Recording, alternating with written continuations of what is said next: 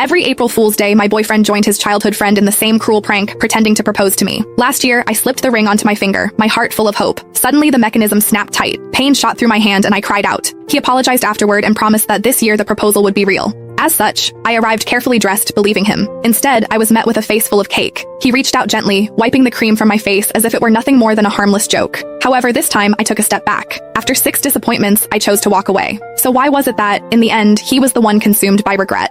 Every year on April Fool's Day, my boyfriend would team up with his childhood best friend to pull the same prank on me. He would pretend to propose. Last year, the two of them laughed like it was the funniest thing in the world, even though my fingers were almost crushed in the process. Later, he apologized and swore that this year would be different. This year, the proposal would be real. As such, when he called me again, sounding urgent and telling me to come to the place where we had our very first date, I believed him. I curled my hair, got my nails done, and spent extra time perfecting my makeup. I picked out a brand new outfit and even drafted the announcement post I was going to share once everything became official. However, the second I stepped through the door, smiling and full of excitement, a thick slab of cake cream slammed straight into my face. Laughter burst out from among the crowd and a girl's voice rang out, bright and smug. I told you Whitney can't take a joke, someone else said. You insisted on calling her. Now look at what's happened. Sylvia huffed and sat on the couch. The mood shifted instantly. The way everyone looked at me turned cold. She was the only girl in their group, the one everyone spoiled. As long as she was unhappy, everyone would rush to comfort her, Nolan included. The first time I met her, she organized a game of truth or dare. When other people got dared, it was just something a little embarrassing. However, when it was my turn, they asked me to do something way out of line in front of everyone. All I said was that it was too much and I did not like it. Sylvia's eyes immediately turned red and she ran out of the room. Everyone ran after her, Nolan too. The welcome party that was supposed to be for me ended with me sitting there alone. He never said anything about it afterward, but from that day on, he never brought me to their gatherings again unless Sylvia said it was okay. Then Nolan looked at me, his brows pulled tight. Whitney, apologize to Sylvia. Before, I would have swallowed everything. I would have forced a smile, apologized, and explained myself just to fit in, just so Nolan would not look bad in front of his friends. I probably would not have even waited for him to ask.